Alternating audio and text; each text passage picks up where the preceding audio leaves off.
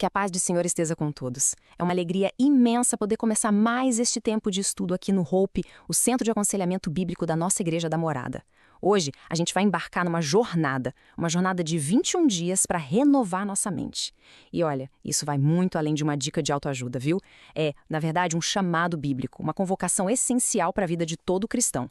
É uma disciplina espiritual que abre as portas para a gente viver a plenitude da vontade de Deus. O apóstolo Paulo, inspirado pelo Espírito Santo, nos deixa essa orientação que é, transformadora. Ele não diz, tentem mudar o comportamento, ele vai na raiz. Ele diz, transformem-se pela renovação da sua mente. Isso nos mostra que toda mudança real e duradoura na vida cristã começa de dentro para fora. Começa nos nossos pensamentos. Não é sobre apenas fazer coisas diferentes, mas sobre reestruturar a nossa forma de pensar, alinhando-a com a verdade de Deus. É assim e somente assim que a gente consegue experimentar a vontade dele, que a palavra descreve como boa, agradável e perfeita. Então, qual que é o nosso plano de voo para hoje? Bem, nós temos 3 objetivos bem claros. Primeiro, vamos a fundo para entender o porquê desse chamado bíblico.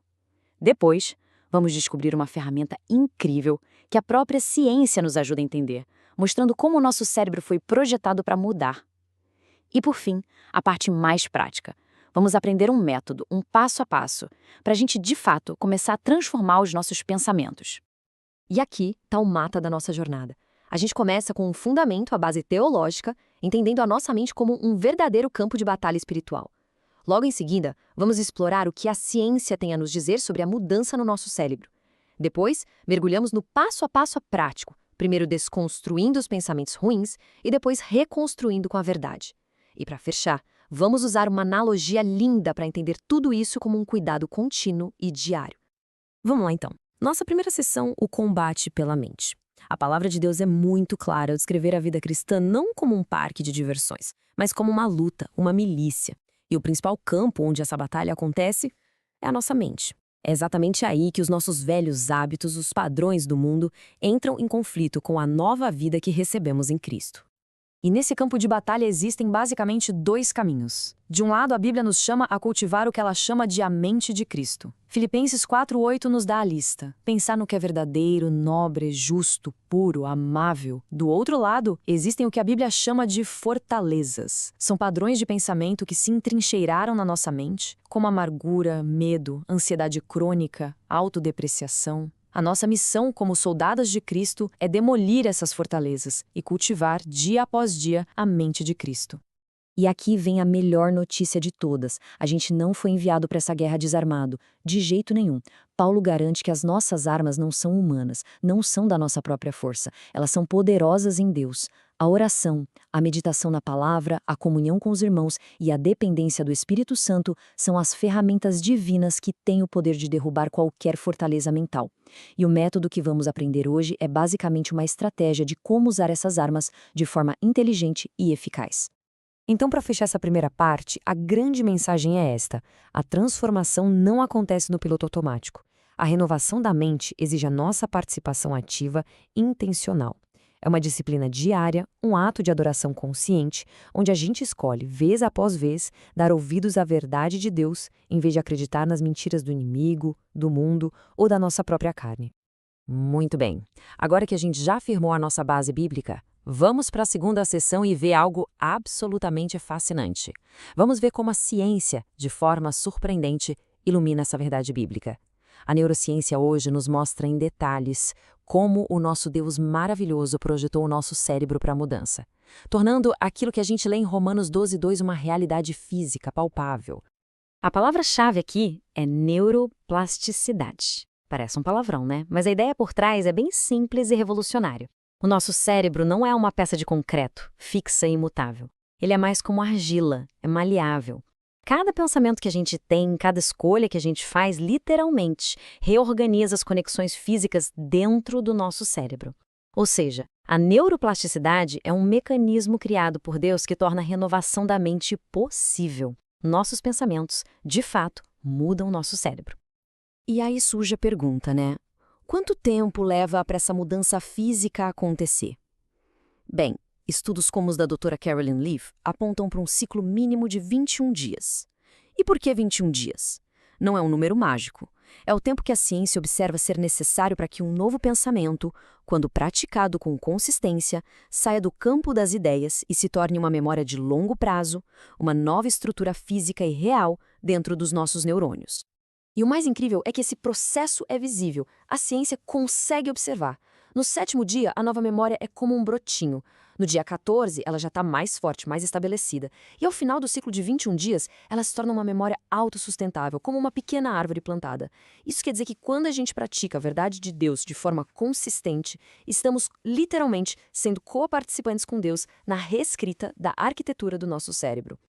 E o tempo necessário por dia para iniciar essa revolução? Apenas de 7 a 10 minutos. Isso é muito encorajador. Mostra que a chave para uma mudança profunda não é a intensidade de um dia, mas a consistência de todos os dias. Uma disciplina diária, mesmo que por um curto período, é o que Deus usa para gerar uma transformação que dura. Isso torna o processo acessível para qualquer pessoa, não importa quão corrida seja a vida. Resumindo essa segunda parte, que Deus maravilhoso nós servimos. Ele não apenas nos deu o mandamento de renovar a mente, mas nos equipou com um cérebro perfeitamente projetado para isso. A ciência da neuroplasticidade não diminui a obra soberana do Espírito Santo. Pelo contrário, ela a exalta, nos mostrando em detalhes como a transformação espiritual acontece no nível físico. A nossa parte é entrar com a disciplina diária em total cooperação com o mover do Espírito.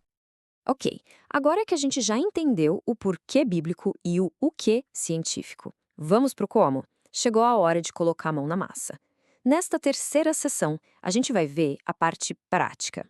E a primeira fase dessa renovação é o que chamamos de desconstrução. Pense bem, antes de construir um prédio novo, é preciso demolir o antigo e limpar o terreno. Esses primeiros passos são sobre isso, trazer os pensamentos tóxicos, as mentiras para a luz, para que a gente possa lidar com eles. Aqui está o processo completo de 5 passos que vamos detalhar: reunir, reflexão focada, escrever, revisitar e o alcance ativo. Vamos começar com os 3 primeiros, que formam essa fase importantíssima da desconstrução. O primeiro passo é reunir. O que isso significa? Significa ligar o nosso radar interno. Prestar atenção aos sinais. Sabe aquele nó no estômago, aquela tensão nos ombros, ou aquela emoção que surge de repente? Ansiedade, raiva, tristeza. O objetivo aqui é conectar esses sinais físicos e emocionais a um pensamento específico. Por exemplo, estou me sentindo ansioso. Percebi que o pensamento por trás disso é: eu nunca vou dar conta disso. O passo reunir é exatamente isso: identificar o pensamento tóxico.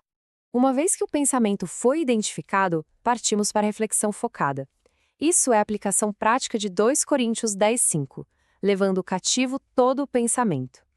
A gente isola aquele pensamento e o coloca sobre um interrogatório. De onde ele veio? Ele é realmente verdade? O que a palavra de Deus diz a respeito disso?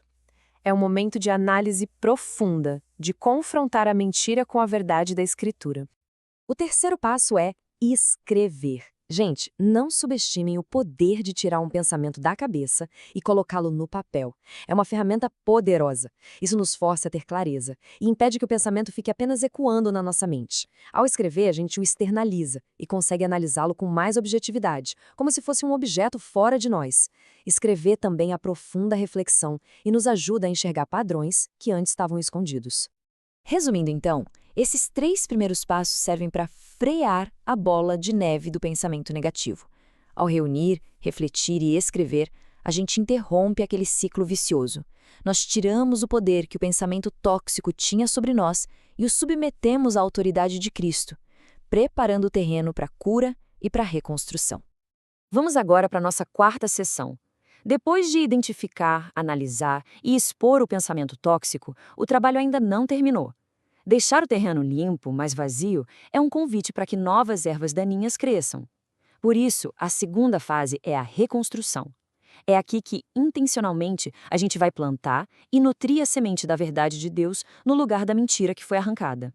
O 4º passo é o revisitar. Aqui, a gente volta ao que foi escrito e, de forma estratégica, planeja a substituição. A grande pergunta é: qual verdade bíblica específica e poderosa eu vou colocar no lugar desta mentira. Se o pensamento tóxico era eu sou um fracasso, o novo pensamento, a verdade, pode ser em Cristo eu sou mais que vencedor. É um passo de arquitetura mental onde projetamos o novo padrão de pensamento que queremos construir.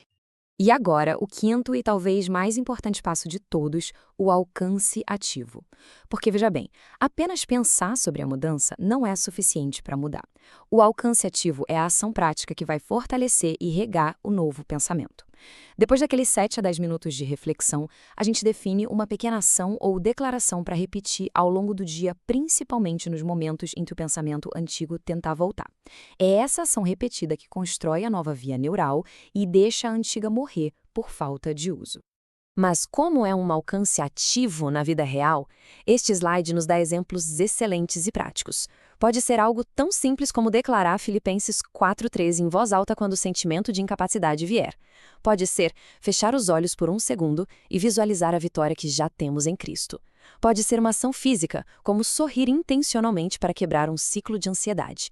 O importante é que seja uma ação deliberada que reforce a nova verdade que estamos plantando. Portanto, o resumo desta sessão é que a fé sem obras é morta e a reflexão sem ação gera muito pouca mudança. O alcance ativo é o nosso sim prático à obra do Espírito Santo em nós. Cada vez que o praticamos, estamos ativamente reescrevendo o código da nossa mente e exercitando a nossa fé de uma forma muito concreta. Chegamos à nossa última sessão, que amarra tudo com uma analogia poderosa, a jardinagem neurológica. Se os 5 passos que vimos são as ferramentas, essa sessão nos dá mentalidade para o longo prazo. Não se trata de um evento único, de um concerto rápido, mas de um processo contínuo de cultivo. Vamos pensar na nossa mente como um jardim que o próprio Deus nos confiou para cuidar. E então a pergunta que fica é: como está o jardim da mente de cada um de nós hoje? Ele está cheio de ervas daninhas de amargura, medo e ressentimento, ou está florescendo com os frutos do Espírito? E essa não é uma pergunta para gerar culpa, de forma alguma. É uma pergunta para gerar consciência e um desejo sincero de sermos jardineiros mais diligentes, em parceria com o grande jardineiro que é Deus. Essa comparação ilustra a ideia perfeitamente. Um pensamento tóxico é como uma árvore doente. As raízes estão fincadas em mentiras e medo, e os frutos que ela produz são venenosos: ansiedade, raiva, isolamento.